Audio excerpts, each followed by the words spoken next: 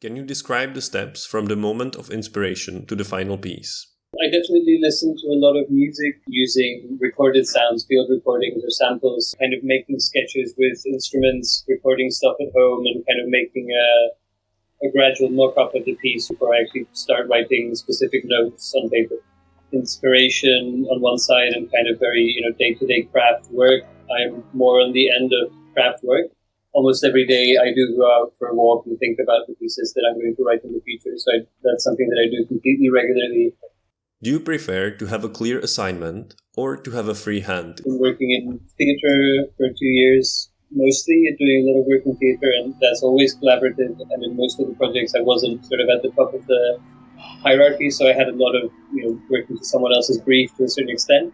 And so now it's really wonderful to have some more commissions this year that are just composing, where I get to have this long planning process and decide everything more or less myself. So a balance of both is the best for me.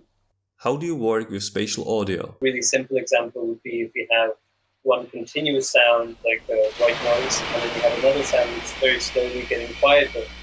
And in the moment where it sort of gets hidden by the white noise, there's a few seconds of uncertainty whether you're still hearing the sound or not.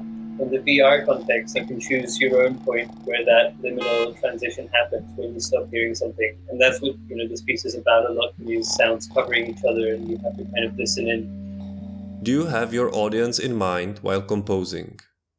About more and more is actually becoming a listener more than becoming a composer.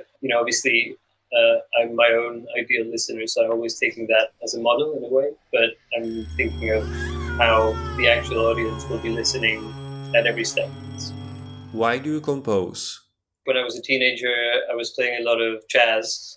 I realized that the music that I was interested in more and more doesn't really have a home in the jazz world, and that maybe going in this world of composition where I get to do whatever I want, and I get to work on films, on videos, on installations, on things like this, where it's music composition, but it's in a kind of digital context and lots of other things. So luckily those two reasons kind of held out.